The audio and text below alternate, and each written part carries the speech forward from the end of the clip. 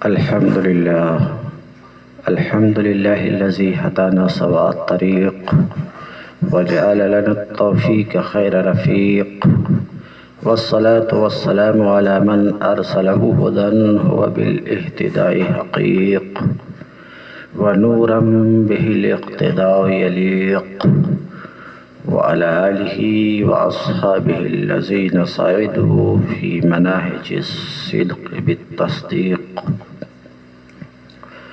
وصعدوا في معرج الحق بالتحقيق.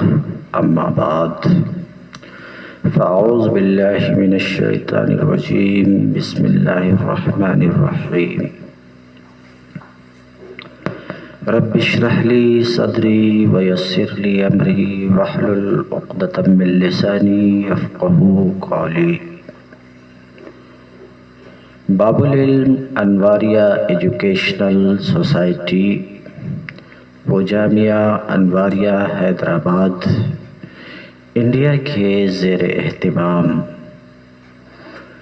شرح تہذیب کا درس بفضلہ تعالی جاری ہے۔ آج کا درس وقد یصرح بکیفیت النسبہ فموجہۃ وما بہ البیان جہہ والا فمطلقۃ۔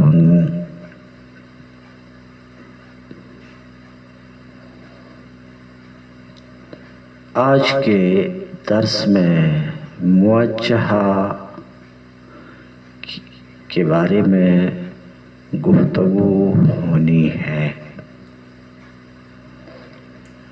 قضیہ موجہہ کسے کہتے ہیں، جہت کسے کہتے ہیں، قضیہ مطلقہ کس چیز کا نام ہے، مادہ قضیہ کیا چیز ہے، موجہہ بسیطہ کسے کہتے ہیں، اور اس کی کتنی قسمیں مصنف و شارح یہاں پر بیان کر رہے ہیں۔ ان چیزوں کے بارے میں آج کے درس میں انشاءاللہ گفتگو ہوگی۔ یہ تو آپ کو پتہ ہے ما سبق سے کہ قضیہ کے 3 اجزاء ہیں۔ سر دست میں قضیہ ملفوظہ کو لے رہا ہوں، معقولہ کو نہیں۔ تو قضیہ کے 3 اجزاء ہیں: موضوع، محمول، نسبت حکمیہ، جس پر دلالت کرنے والا لفظ رابطہ کہلاتا ہے۔ یہ آپ کو پتہ ہے کہ موضوع کا اپنا واقعی وجود ہے، اسی طریقے سے محمول کا اپنا واقعی وجود ہے، اسی طریقے سے نسبت کا بھی اپنا واقعی وجود ہے۔ یہ جو میں واقعی بول رہا ہوں، مراد یہ ہے کہ نفس الامر میں، واقع میں ان کا وجود ہے۔ اب واقعی وجود اور فرضی وجود، واقعی وجود اور ذہنی وجود اور لفظی وجود۔ سب سے پہلے ہم واقعی وجود کو دیکھیں۔ مثال کے طور پر آپ کا جناب محترم نفس الامر میں وجود ہے، آپ کا ایک واقعی وجود ہے۔ ایسا نہیں ہے کہ کوئی شخص آپ کے وجود کا اعتبار کرے گا، آپ کے وجود کو مانے گا، آپ کے وجود کو فرض کرے گا، تب آپ کا وجود ہوگا، یعنی آپ کا وجود معتبر کے اعتبار فرض کرنے والے کے فرض کرنے پر موقوف نہیں ہے۔ کوئی اعتبار کرنے والا آپ کے وجود کا اعتبار کرے یا نہ کرے، مانے یا نہ مانے، بہرحال نفس الامر میں آپ کا اپنا وجود ہے، یہی وجود واقعی ہے۔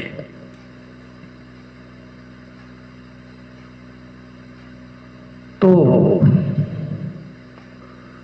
موضوع کا اپنا واقعی وجود ہے، محمول کا اپنا واقعی وجود ہے، اسی طریقے سے نسبت حکمیہ کا بھی اپنا واقعی وجود ہے۔ ایک مثال کے ذریعے سے دیکھتے ہیں۔ ہمارا قول الانسان حیوان، موضوع انسان ہے، محمول حیوان ہے، انسان کا نفس الامر میں وجود ہے جو موضوع ہے، اور حیوان کا بھی نفس الامر میں وجود ہے جو اس قضیہ میں محمول ہے۔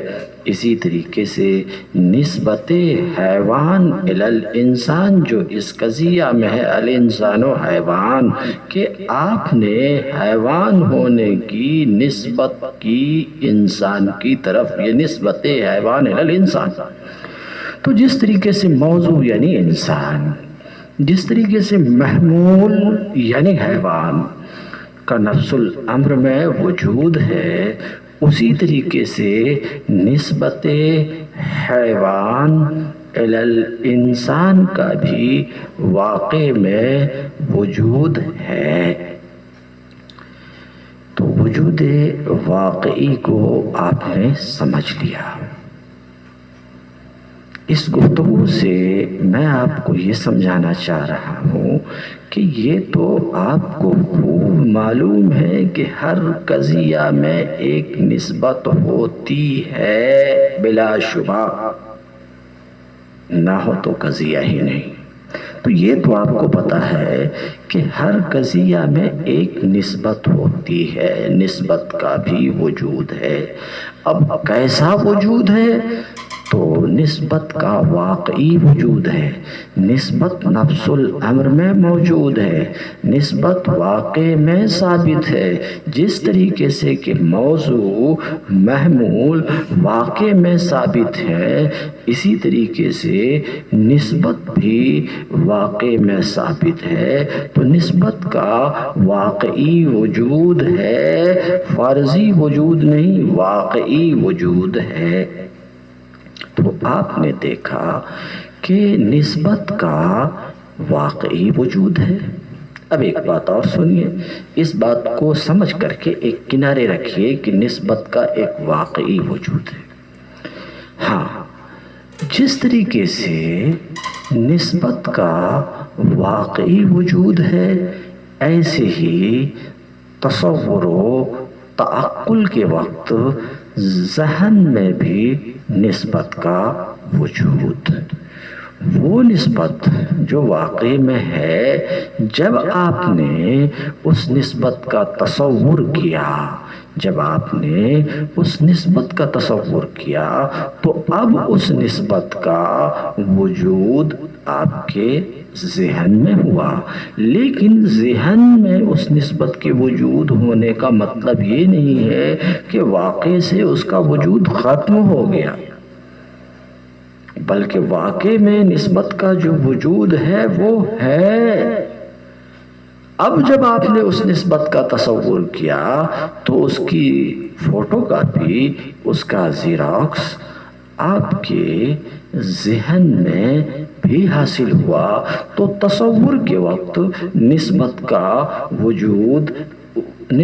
وجود آپ کے ذہن میں حاصل ہوا۔ اس کا مطلب یہ کہ نسبت کا جس طریقے سے واقعی میں اپنا ایک وجود ہے، ایسے ہی اسے ہم وجود واقعی، وجود نفس الامری کہتے ہیں۔ اسی طریقے سے تصور کے وقت نسبت کا وجود ذہن میں، یہ وجود ذہنی ہے۔ تو نسبت کا ایک واقعی وجود ہے، ایک ذہنی وجود ہے۔ ذہن میں کب وجود ہوگا؟ تصور کے وقت۔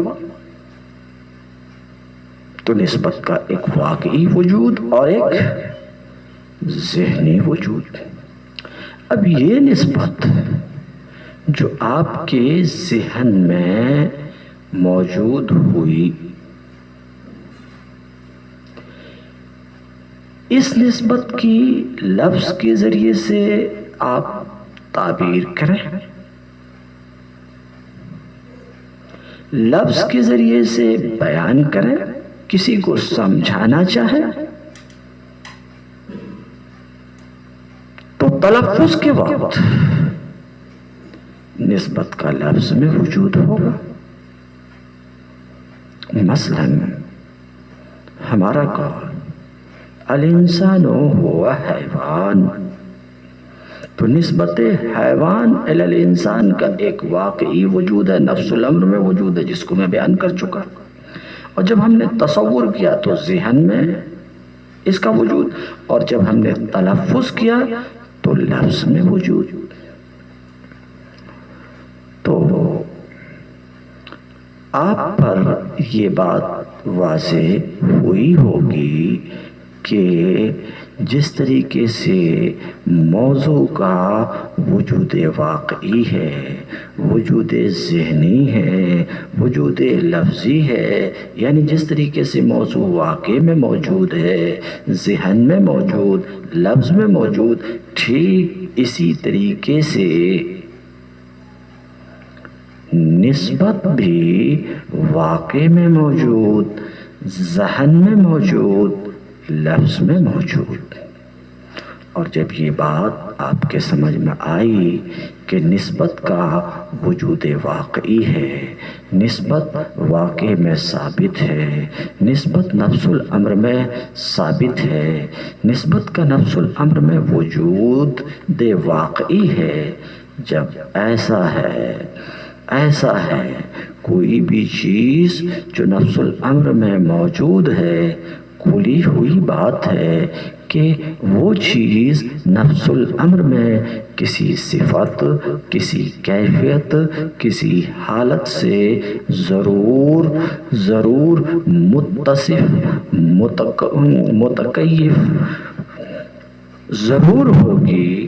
جو بھی چیز نفس الامر میں موجود ہے وہ کسی نہ کسی صفت سے متصف، کسی نہ کسی حالت سے متصف، کسی نہ کسی کیفیت سے متکیف ضرور ہوگی۔ تو جو بھی واقعی چیز ہے وہ نفس الامر میں کسی نہ کسی کیفیت سے ضرور متکیف ہوتی، اور نسبت کا بھی نفس الامر میں وجود ہے۔ نسبت بھی ایک واقعی چیز ہے، نسبت بھی ایک واقعی چیز ہے، نسبت بھی نفس الامر میں ثابت ہے۔ تو ظاہر سی بات ہے کہ نسبت کی نفس الامر میں کوئی نہ کوئی کیفیت ضرور ہوگی، نسبت کی نفس الامر میں کوئی نہ کوئی کیفیت ضرور ہوگی، چاہے ضرورت کی کیفیت ہو، چاہے لا ضرورت کی کیفیت ہو، چاہے دوام کی کیفیت ہو، چاہے لا دوام کی کیفیت ہو، چاہے امکان کی کیفیت ہو، چاہے امتناع کی کیفیت ہو۔ بہرحال نسبت کی، اور نسبت جو بول رہا ہوں میری مراد عام ہے، یہ نسبت ایجابی ہو یا سلبی ہو۔ تو جب نسبت کا واقعی وجود ہے، نسبت ایک نفس الامری چیز ہے، ایک واقعی چیز ہے، تو واقع میں کسی نہ کسی کیفیت سے یہ ضرور متکیف ہوگی، کسی نہ کسی صفت سے ضرور متصف ہوگی، چاہے اعتبار کرنے والا اس کیفیت کا اعتبار کرے یا نہ کرے، بیان کرنے والا اس کیفیت کو بیان کرے یا نہ کرے، نسبت کی نفس الامر میں کسی کیفیت کا ہونا بالکل ہی ضروری ہے۔ یہ کسی بیان کرنے والے کے بیان پر، کسی تصور کرنے والے کے تصور پر، کسی فرض کرنے والے کے فرض کرنے پر، کسی معتبر کے اعتبار پر یہ کیفیت موقوف نہیں ہے۔ تو بات آپ کو سمجھ میں آئی ہوگی کہ نسبت کی کیفیت واقعیہ ہے، نسبت کی کیفیت واقعیہ ہے۔ تو اب سماعت فرمائیں، نسبت کی وہ کیفیت جو واقع میں ہے، نسبت کی وہ کیفیت جو نفس الامر میں ہے، نسبت نفس الامر میں جس کیفیت سے متکیف ہے، نسبت نفس الامر میں جس صفت سے متصف ہے، اس کیفیت واقعیہ کا نام مناطقہ مادہ قضیہ رکھتے ہیں۔ تو مادہ قضیہ تو آپ نے سمجھ لیا، اب اسی کے ساتھ جہت کو بھی سنیے۔ جہت قضیہ، نسبت کی نفس الامر میں کوئی کیفیت ہے،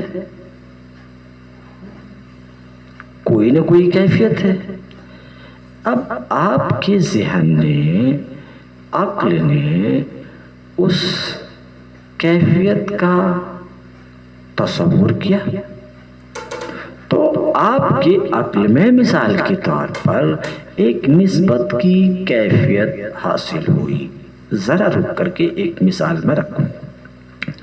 ہمارا قول کل انسان حیوان، ہمارے اس قول میں نسبت حیوان الی الانسان یہ نسبت حکمیہ ہے۔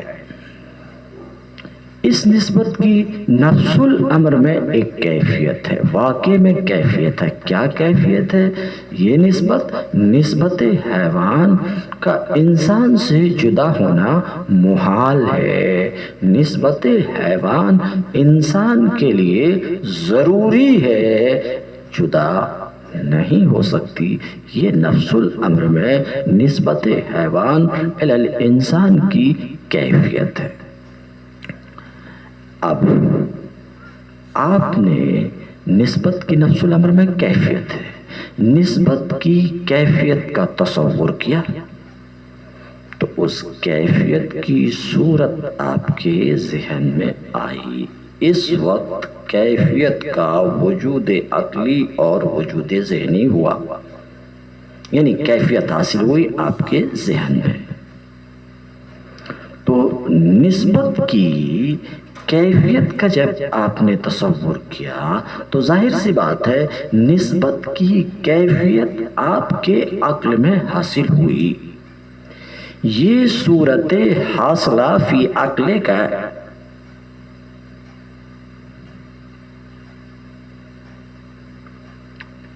کیا اس صورت ذہنیہ، اب شارٹ میں بول رہا ہوں، صورت ذہنیہ اس کی تشریح ہو چکی، کیا اس صورت ذہنیہ کے لیے، اس صورت ذہنیہ کے لیے، نسبت کی اس صورت ذہنیہ کے لیے نسبت واقعیہ کے مطابق ہونا ضروری ہے؟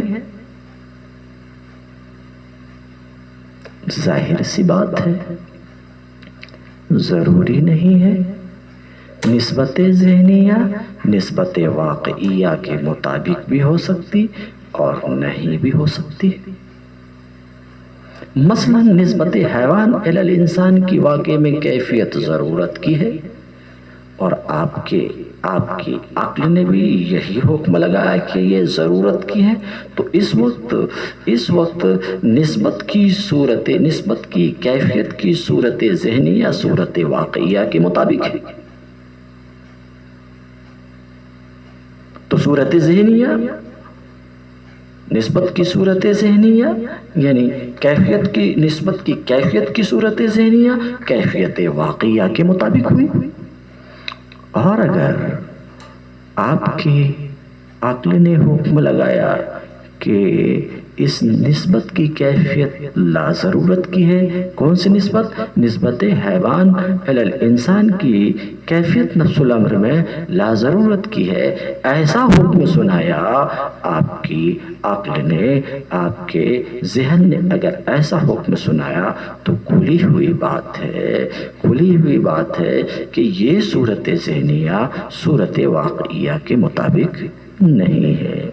تو میں گفتگو یہ کر رہا تھا کہ دیکھیے، نسبت کی کیفیت کا جب آپ نے تصور کیا تو اس وقت کیفیت کی صورت، نسبت کی کیفیت کی صورت آپ کے ذہن میں حاصل ہوئی، یعنی آپ کے ذہن اور آپ کی عقل نے حکم لگایا کہ نسبت کی نفس الامر میں فلاں کیفیت ہے، تو عقل کا حکم لگانا کہ نسبت کی نفس الامر میں فلاں کیفیت ہے، یہ جہت قضیہ معقولہ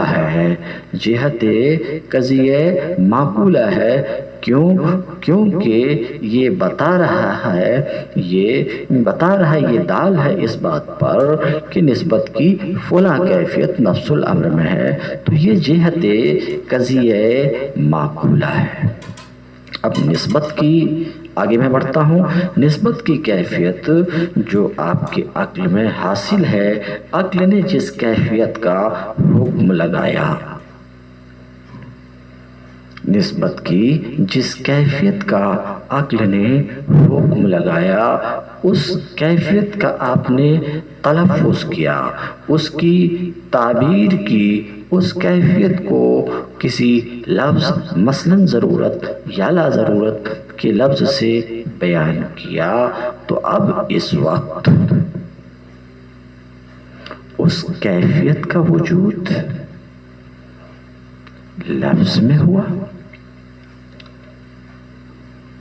مثلاً آپ نے کہا کل انسان حیوان بالضرورت، تو یہ بالضرورت دال ہے کہ نسبت کی نفس الامر میں فلاں کیفیت ہے، یعنی کیفیت واقعیہ پر دال ہے۔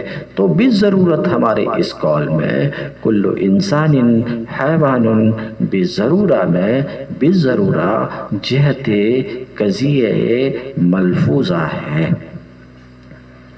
تو اب تک آپ نے سماعت فرمایا کہ ہر قضیہ میں ایک نسبت کا ہونا ضروری ہے، اس نسبت کی نفس الامر میں کوئی نہ کوئی کیفیت ضرور ہوتی ہے۔ تو نسبت کی نفس الامر میں جو کیفیت ہے، کیفیت واقعیہ ہے، مناطقہ اس کیفیت واقعیہ کو مادہ قضیہ کہتے ہیں، اور کیفیت واقعیہ کی طرف رہنمائی کرنے والے حکم عقل یا لفظ عقل کو جہت قضیہ یعنی جہت قضیہ معقولہ یا جہت قضیہ ملفوظہ کہتے ہیں۔ اتنی سی بات آپ کے سامنے آئی۔ اتنی سی بات اگر آپ سمجھ چکے تو اب آپ موجہ میں داخل ہو سکتے ہیں کہ دیکھیے، قضیہ جہت کے بیان اور ترک کے اعتبار سے دو قسم پر ہے۔ قضیہ میں اگر جہت کی تصریح کر دی گئی ہے، جہت کو بیان کر دیا گیا، تو وہ قضیہ موجہ ہے۔ مثلاً ہمارا قول کل انسان حیوان بالضرورت، یہاں جہت کی تصریح ہے، جہت کو بیان کر دیا گیا، تو یہ قضیہ موجہ ہے۔ تو اگر جہت کی تصریح ہے تو قضیہ موجہ ہے، اور جہت کی تصریح نہیں ہے تو قضیہ مطلقہ ہے۔ مثلاً ہمارا قول کل انسان حیوان، یہاں جہت کی تصریح نہیں ہے تو اسے قضیہ مطلقہ کہیں گے۔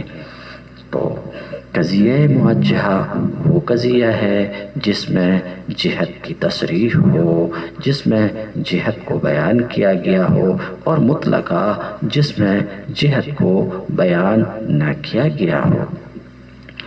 واضح رہے کہ قضیہ موجہ کی دو قسم ہیں، بسیطہ اور مرکبہ وہ قضیہ موجہہ جس کا معنی صرف ایجاب یا صرف سلب ہو وہ بسیطہ ہے، جیسے وہی مثال جو گزر چکی، اور جس کا معنی ایجاب اور سلب دونوں سے مرکب ہو وہ مرکبہ ہے۔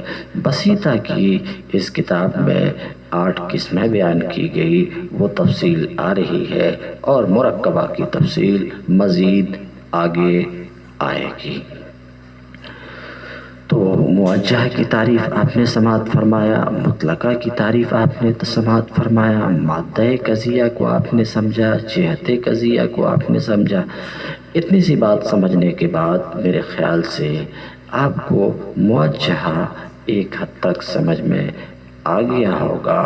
پھر بھی اگر آپ کو اس سلسلے میں موجہ کے بارے میں مزید تفصیل چاہیے، یعنی میری زبان سے مزید تفصیل سماعت فرمانا چاہتے ہیں، تو گزارش ہے کہ قطبی تصدیقات درس نمبر 19 موجہ بسیطہ کی ریکارڈنگ آپ سماعت فرمائیں، وہاں آپ کو موجہ اور موجہ بسیطہ کے بارے میں اس سے زیادہ تفصیل ملے گی۔ اس وجہ سے میں مزید تفصیل میں جائے ہوئے متن شرح کی عبارت کی طرف توجہ کرتا ہوں۔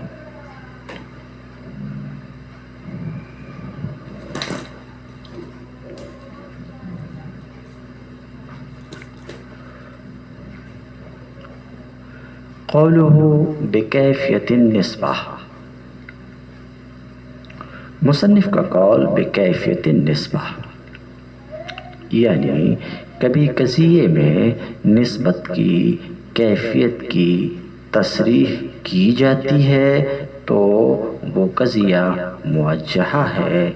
نسبت کون سی نسبت؟ تو شارح کہتے ہیں نسبت معمول الی الموضوع کی کیفیت کی قضیہ میں کبھی تصریح کی جاتی ہے، یعنی بیان کر دیا جاتا ہے، نسبت کی کیفیت بیان کر دی جاتی ہے۔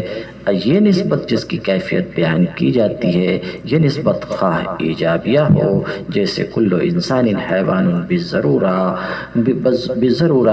لا شیء من الانسان بحجر بالضرورہ، نسبت چاہے ایجابیہ ہو چاہے سلبیہ ہو۔ یقینی طور پر جو کچھ شرح میں آ رہا ہے اس کو میں آپ کے سامنے رکھ چکا ہوں۔ یقینی طور پر یہ نسبت ایجابی ہو کہ سلبی، نفس الامر واقع میں کسی کیفیت، مثلا ضرورت کی کیفیت یا دوام کی کیفیت یا امکان کی کیفیت یا امتناع کی کیفیت، پھر سے سنیے، یقینی طور پر یہ نسبت نفس الامر اور واقع میں کسی نہ کسی کیفیت، مثلا ضرورت یا دوام یا امکان یا امتناع وغیرہ سے متکیف ہوگی۔ فتلک الکیفیت الواقعہ فی نفس الامر تسمى مادة وتلك الکیفیت الواقعہ فی نفس الامر تسمى مادة القضیہ۔ تو شارح کہتے ہیں نسبت کی وہ کیفیت جو نفس الامر میں ہے اس کیفیت کو مادہ قضیہ کہا جاتا ہے، میں بیان کر چکا۔ ثم قد يصرح في القضیہ بأن تلك النسبة متکیف فی نفس الامر بکیفیت قضا، تو قضیہ میں کبھی تصریح کر دی جاتی ہے کہ وہ نسبت نفس الامر میں فلاں کیفیت سے متکیف ہے، تو اس وقت قضیہ کا نام موجہ رکھا جاتا ہے۔ کس وقت؟ جس وقت نسبت کی کیفیت کی قضیہ میں تصریح ہے، جس وقت قضیہ میں نسبت کی کیفیت بیان کر دی گئی، مثلاً بالضرورت کے ذریعے سے یا لا بالضرورہ کے ذریعے سے یا بالدوام یا بالامکان وغیرہ کے ذریعے سے۔ وقد لا يصرح بذلك فتسمى القضیہ مطلقا، اور کبھی نسبت کی کیفیت کی تصریح قضیہ میں نہیں کی جاتی ہے، کیفیت کے بیان کو چھوڑ دیا جاتا ہے، تو اس وقت قضیہ کو مطلقہ کہا جاتا ہے۔ واللفظ الدال علیہا فی القضیۃ الملفوظہ، قضیہ ملفوظہ میں نسبت کی کیفیت واقعیہ پر دلالت کرنے والے لفظ اور نسبت کی کیفیت واقعیہ پر دلالت کرنے والے لفظ اور قضیہ معقولہ میں نسبت کی کیفیت واقعیہ پر دلالت کرنے والی صورت عقلیہ کو جہت قضیہ کہا جاتا، میں سمجھا چکا۔ فَإِن طَابَقَتِ الْجِهَةُ الْمَادَّةَ، تو اگر یعنی یہاں سے گفتگو یہ کہ موجہہ صادقہ بھی ہوتا ہے، کاذبہ بھی ہوتا ہے، یعنی جہت قضیہ مادہ قضیہ کے مطابق ہے تو موجہہ صادقہ ہے، جیسے کل انسان حیوان بالضرورہ، اور اگر جہت قضیہ مادہ قضیہ کے مطابق نہیں ہے تو قضیہ کاذبہ ہے، جیسے کل انسان حیوان لا بالضرورہ۔ تو اگر جہت قضیہ مادہ قضیہ کے مطابق ہے تو یہ قضیہ صادقہ ہے، جیسے ہمارا قول الانسان حیوان بالضرورت، ورنہ یہ کاذبہ ہے، جیسے ہمارا قول کل انسان حجر بالضرورت۔ فإن كان الحكم فيها بضرورة النسبة قد يكون الحكم قوله فإن كان الحكم فيها بضرورة النسبة، شارح کہتے ہیں مصنف کا قول، اگر حکم قضیہ میں ضرورت نسبت کا ہے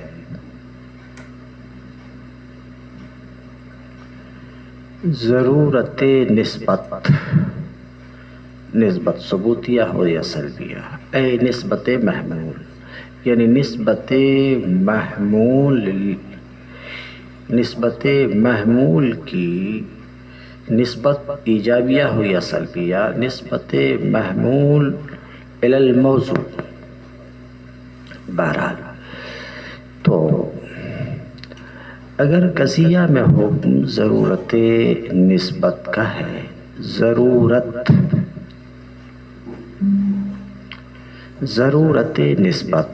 نسبت کا ضروری ہونا، دوام نسبت کا دائمی ہونا، ضرورت یعنی ضرورت نسبت کا ممتنع الانفکاک ہونا، یعنی نسبت کا جدا ہونا محال ہے، تو یہ ضرورت نسبت کا مفہوم ہے۔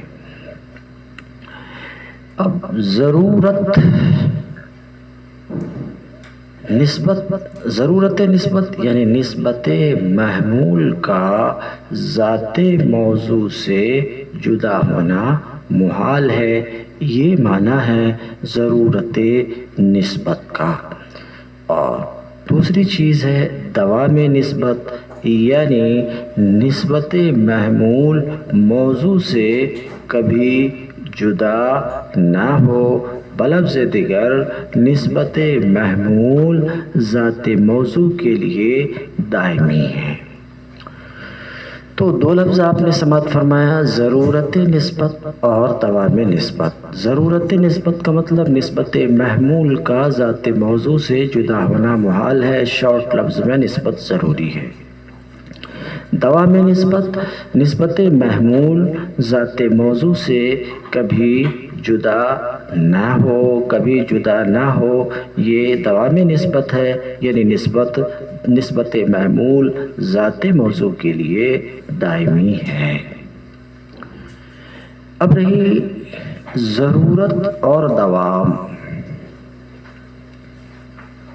مگر ایک بات اس سے پہلے کہ نسبت محمول ذات موضوع کے لیے ضروری ہے، نسبت محمول کا ذات موضوع سے جدا ہونا نسبت محمول محمول کا ذات موضوع سے جدا ہونا ممتنع اور محال ہے، تو یہ نسبت جس کا جدا ہونا محال ہے، نسبت محمول جو ذات موضوع کے لیے ضروری ہے، تو دیکھنی پڑے گی یہ نسبت جو ضروری ہے ذات موضوع کے وجود کے پورے زمانے میں، ذات موضوع کے لیے مطلقاً یعنی جب تک ذات موضوع موجود ہے اس پورے زمانے میں نسبت محمول ذات موضوع کے لیے ضروری ہے، اس پورے زمانے میں نسبت محمول کا ذات موضوع سے جدا ہونا محال ہے۔ آیا یہ نسبت ذات موضوع کے لیے ضروری ہے، یعنی نسبت کا ذات موضوع سے جدا ہونا محال ہے اس زمانے میں جس زمانے میں کہ ذات موضوع وصف موضوع سے متصف ہو، یعنی اتصاف کے زمانے میں، ذات کے پورے زمانے میں نہیں، اتصاف کے زمانے میں، یعنی اس زمانے میں جس زمانے میں ذات موضوع وصف موضوع سے متصف ہے اس زمانے میں نسبت ضروری ہے، یا نسبت ضروری ہے کسی معین وقت میں، یا نسبت ضروری ہے کسی بھی وقت میں۔ اب ضرورت نسبت ضروری ہے، ضرورت نسبت کا مفہوم بتا چکا، نسبت ضروری، تو اب نسبت ضروری ہے ذات موضوع کے لیے مطلقاً کی تفسیر کیا، یا وصف موضوع سے متصف ہونے کے زمانے میں، یا وقت معین میں، یا کسی بھی وقت میں۔ تو اگر نسبت ضروری مانی گئی ہے ذات موضوع کے لیے مطلقاً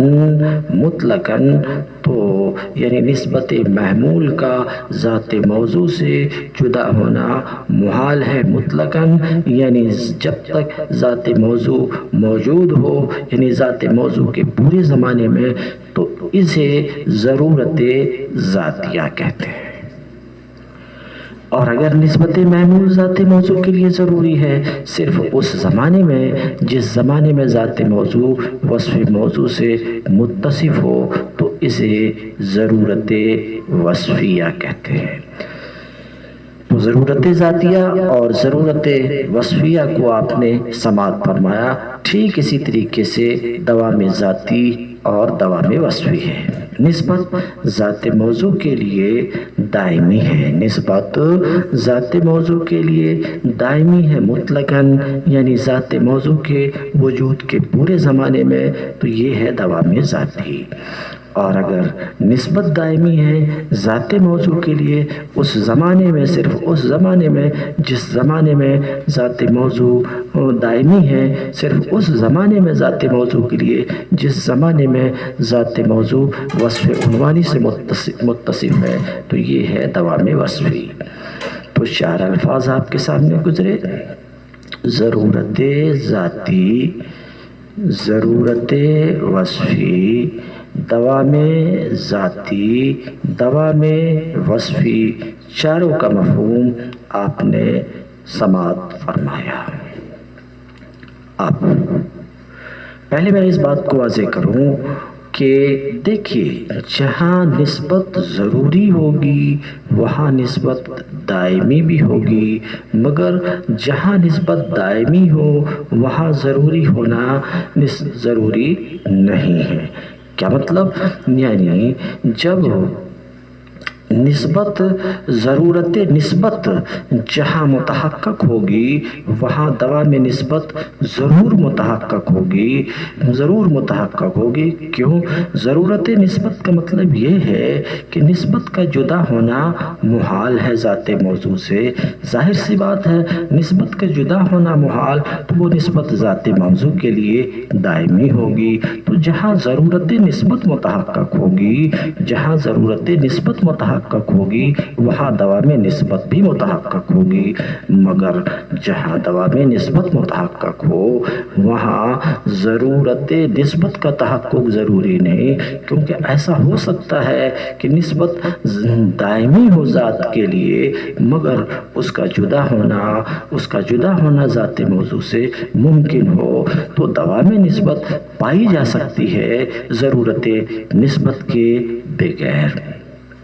اس بیان سے یہ بات معلوم ہوئی کہ ضرورت اخص سے مطلق ہے اور دوام عام میں مطلق ہے، یعنی جہاں ضرورت نسبت متحقق ہوگی وہاں دوا میں نسبت بھی متحقق ہوگی، اور مگر جہاں دوا میں نسبت متحقق ہو وہاں ضرورت نسبت کا تحقق ضروری نہیں ہے۔ اب اتنی سی بات سماعت فرمانے کے بعد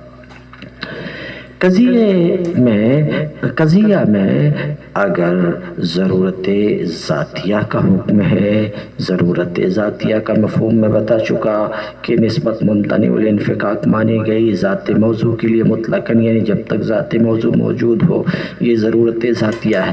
تو قضیہ میں اگر ضرورت ذاتیہ کا حکم ہے، ضرورت ذاتیہ مانی گئی تو یہ ضروریہ مطلقہ اس کا نام رکھتے ہیں، اور اگر ضرورت وصفیہ کا حکم ہے، ضرورت وصفیہ سمجھا چکا، اگر ضرورت وصفیہ کا قضیہ میں حکم ہے تو اس وقت قضیہ کو مشروطہ عامہ کہا جاتا ہے، اور اگر وقت معین میں نسبت ضروری مانی گئی تو اسے وقتیہ مطلقہ کہا جاتا ہے، اور وقت غیر معین میں اگر نسبت ضروری ہے ذات موضوع کے لیے تو اسے منتشرہ مطلقہ کہا جاتا ہے۔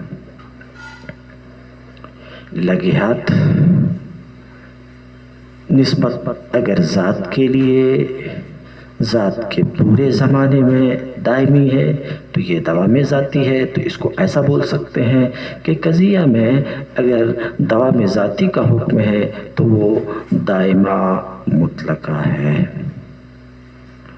اور اگر قضیہ میں دوام وصفی کا حکم ہے تو وہ عرفیہ عامہ ہے، اور اگر قضیہ میں نسبت کے تحقق بالفعل فعلیت نسبت کا حکم ہے، یعنی یہ نسبت تینوں زمانے میں سے کسی ایک زمانے میں متحقق ہے اس کا حکم ہے تو وہ مطلقہ عامہ ہے، اور اگر نسبت کے جانب مخالف کو غیر ضروری مانا گیا تو ممکنہ عامہ ہے۔ یہ 8 قسمیں بسیطہ کی آپ کے سامنے رہی۔ ضروریہ مطلقہ، مشروطہ عامہ، وقتیہ مطلقہ، منتشرہ مطلقہ، دائمہ مطلقہ، عرفیہ عامہ، مطلقہ عامہ، ممکنہ عامہ، یہ 8 بسائط ہیں، اور 8 کی تعریف آپ کے سامنے گزر چکی۔ اب ہم شرح کی عبارت کو دیکھتے ہیں، ان باتوں کو اپنے ذہن میں رکھتے ہوئے جو باتیں آپ کے سامنے ابھی بیان کی گئی۔ فَإِنْ كَانَ الْحُكْمُ فِيهَا بِضَرُورَةِ النِّسْبَةِ، تو اگر حکم قضیہ میں ضرورت نسبت کا ہے، ضرورت نسبت کا ہے الاخری۔ قد يكون الحكم في القضية الموجهة بأن النسبة الثبوتية أو السلبية ضرورية۔ قضیہ موجہہ میں کبھی حکم اس بات کا ہوا کرتا ہے کہ نسبت ثبوتیہ یا سلبیہ ضروری ہے، ذات موضوع کے لیے ضروری ہے، یعنی ممتنعۃ الانفکاک ہے، یعنی اس نسبت کا ذات موضوع سے جدا ہونا محال ہے۔ تو قضیہ موجہہ میں کبھی حکم اس بات کا ہوتا ہے کہ نسبت ذات موضوع کے لیے ضروری ہے، یعنی نسبت کا ذات موضوع سے جدا ہونا محال ہے۔ اب ضرورت نسبت چار طرق میں سے کسی ایک طریقے پر ہوگی، ضرورت نسبت چار طرق میں سے کسی ایک طریقے پر ہوگی جس کی تفصیل میں آپ کے سامنے رکھا۔ وجہ اول یہ ہے کہ یہ نسبت ضروری ہے، یہ نسبت ضروری ہے، یعنی نسبت محمول ذات موضوع کے لیے ضروری ہے یعنی ممتنعۃ الانفکاک ہے جب تک کہ ذات موضوع موجود ہو، جیسے کل انسان حیوان بالضرورہ۔ یہاں نسبت حیوان ذات انسان کے لیے ضروری مانی گئی، ذات انسان کے وجود کے پورے زمانے میں یہاں یہ مانا گیا کہ نسبت حیوانیت کا ذات انسان سے مطلقاً یعنی ذات کے وجود کے پورے زمانے میں جدا ہونا محال ہے۔ ولا شيء من الحجر بإنسان بالضرورہ۔ تو اگر ایسا ہے کہ نسبت ضروری ہے ذات موضوع کے لیے جب تک کہ ذات موضوع موجود ہے، تو اس وقت قضیہ کو ضروریہ مطلقہ کہا جاتا ہے، جس کو میں بیان کیا۔ کیوں؟ لاشتمالها على الضرورہ۔ اس قضیہ کو ضروریہ مطلقہ کیوں کہا جاتا؟ مثلا کل انسان حیوان بالضرورہ ضروریہ مطلقہ ہے۔ اسے ضروریہ مطلقہ کیوں کہا جاتا ہے؟ اس لیے کہ یہ قضیہ ضرورت پر مشتمل ہے، اس لیے ضروریہ کہا جاتا۔ مطلقہ کیوں کہا جاتا ہے؟ اس لیے کہ ضرورت ضروریہ مطلقہ میں وصف عنوانی یا وقت معین یا غیر معین کی قید سے مقید نہیں ہے، اس وجہ سے اس قضیہ کو ضروریہ مطلقہ کہا جاتا ہے، اس کا نام ضروریہ مطلقہ رکھا جاتا ہے۔ وجہ ثانی یہ ہے کہ نسبت محمول ذات موضوع کے لیے ضروری ہے۔ کب؟ ما دام الوصف العنوانی ثابتاً، اس زمانے میں جس زمانے میں کہ وصف عنوانی ذات موضوع کے لیے ثابت ہو، جیسے کل کاتب متحرک الاصابع بالضرورت ما دام کاتباً۔ یہاں حرکت اصابع کی نسبت ذات کاتب کے لیے ضروری مانی گئی، یہاں یہ مانا گیا کہ حرکت اصابع کا ذات کاتب سے جدا ہونا محال ہے۔ کب؟ اس زمانے میں جس زمانے میں کہ وصف عنوانی یعنی کتابت ذات موضوع ذات کاتب کے لیے ثابت ہو۔ بلفظ دیگر، اس قضیہ میں اس بات کا حکم ہے کہ حرکت اصابع کا ذات کاتب سے جدا ہونا محال ہے اس زمانے میں جس زمانے میں کہ ذات کاتب ذات موضوع وصف موضوع سے متصف ہو، یعنی ذات موضوع کے لیے وصف موضوع کتابت ثابت ہے، اس زمانے میں نسبت کا ذات موضوع سے جدا ہونا محال ہے۔ جیسے ہمارا یہ قول لا شیء منہ بساکن الاصابع بالضرورت ما دام کاتبا وتسمى حينئذ مشروطہ عامہ۔ اس وقت جبکہ دوا میں ضرورت وصفیہ کا حکم قضیہ میں ہو، اس وقت قضیہ کا نام مشروطہ عامہ رکھا جاتا ہے لاشتراط الضرورت بالوصف العنوانی،